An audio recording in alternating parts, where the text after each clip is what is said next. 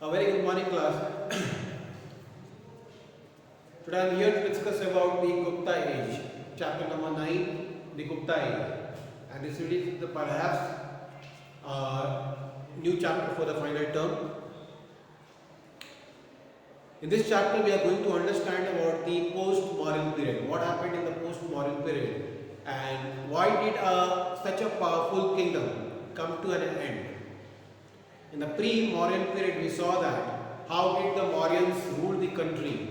The Chandragupta, the Ashoka, all the great emperors had a great influence over the kingdoms of their time. The capital city Kumrar was ruled and managed by different wings, but all in a iconic way, all in a historic way. The foreign travelers who came to India, be it Pliny or the other, they even admired the beauty and the management of the kings. How did such a large army was managed by kings? Arthashastra and Kautilya's Arthashastra and Megasthenes Indica even accomplished the achievements of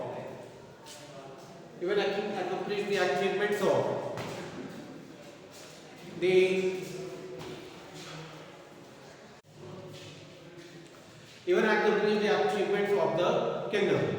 They were even surprised, they were even admired by the beauty, by the management of the kings. How did Ashoka manage all this? Now the story goes on in a good need only, good way only.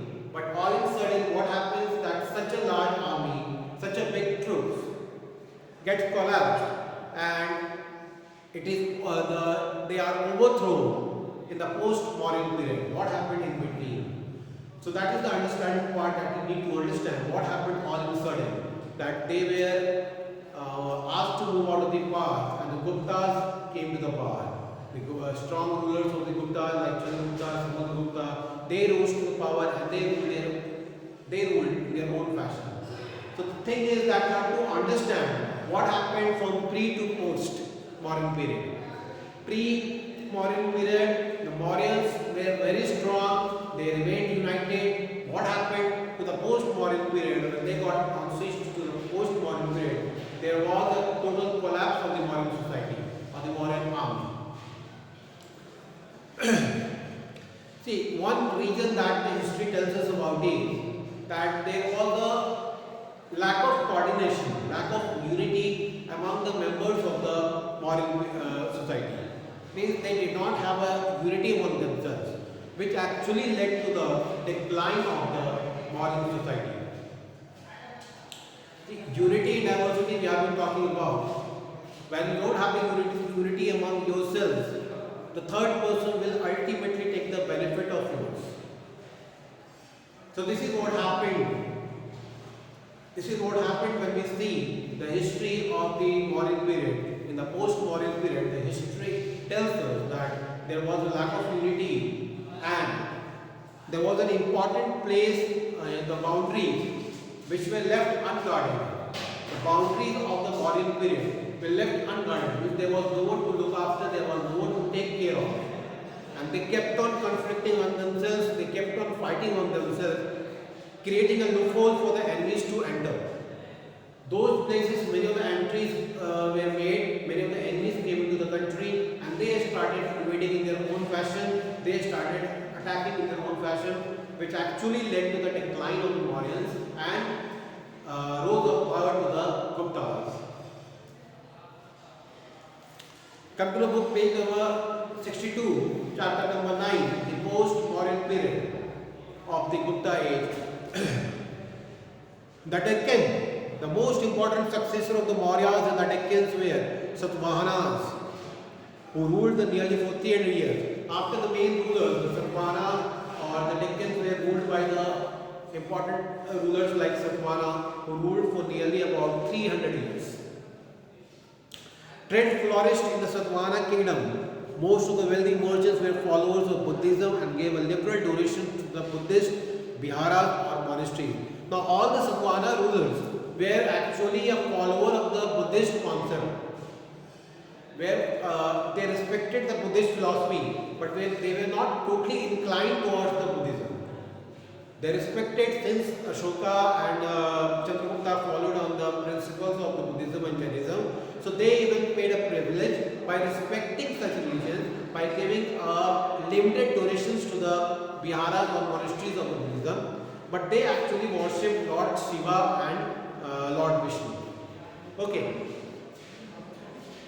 The Satvana rulers worshipped Vishnu and Shiva, but were tolerant towards Buddhism. They were tolerant towards. They did not go against the wish or against the principles of the Buddhism. They believed that okay, Buddhism exists, that should be respected. So they did not go against, but rather they respected the religion. But they patronized or they paid a privilege to their own religion, which was focused on the development of the human society, development of the human psyche in different forms.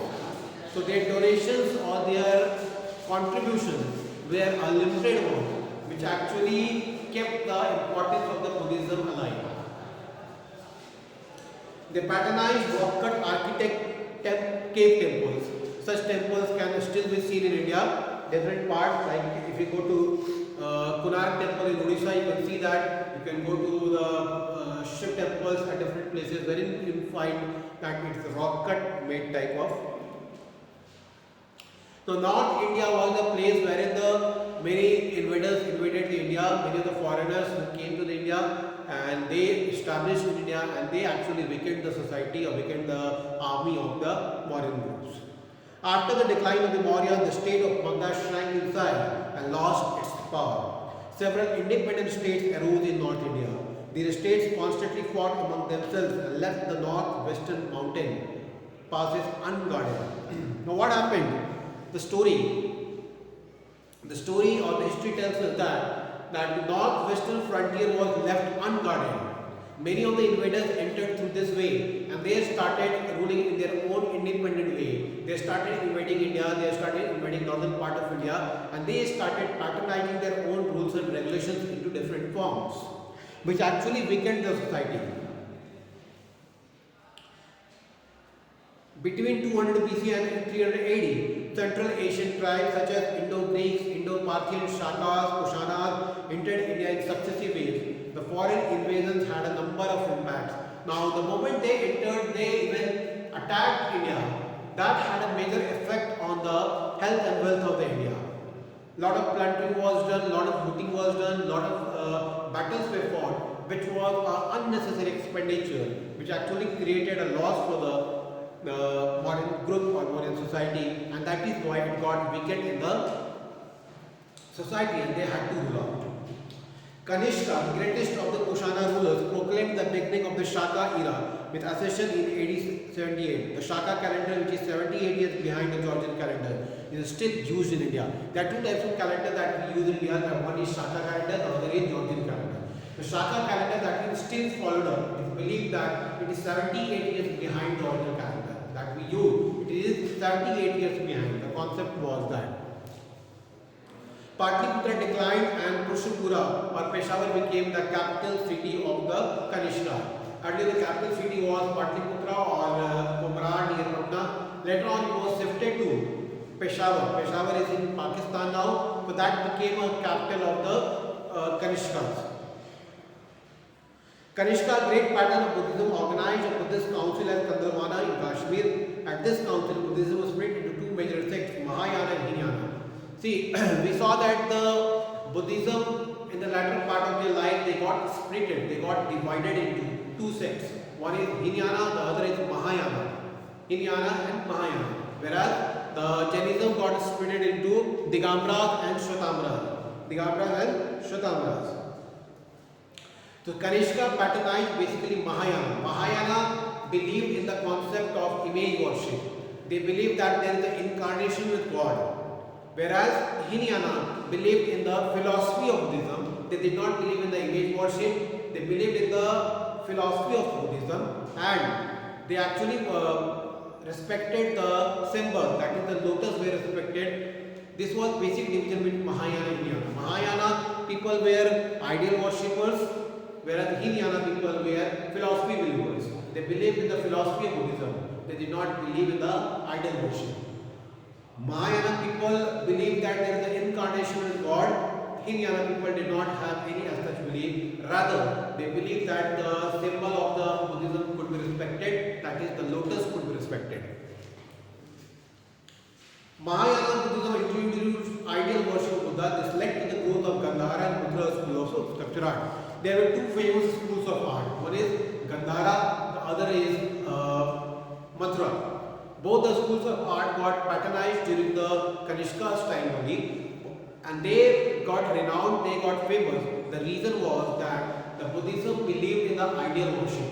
Ideal worship were practiced or were created, or the ideals were created in the Gandhara school of art and Mathura school of art.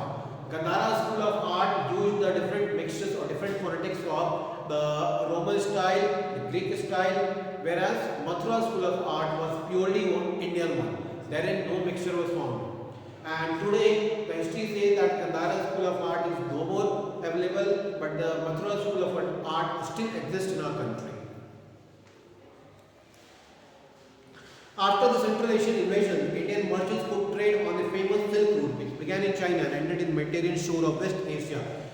After the Central Asian attack India, there was a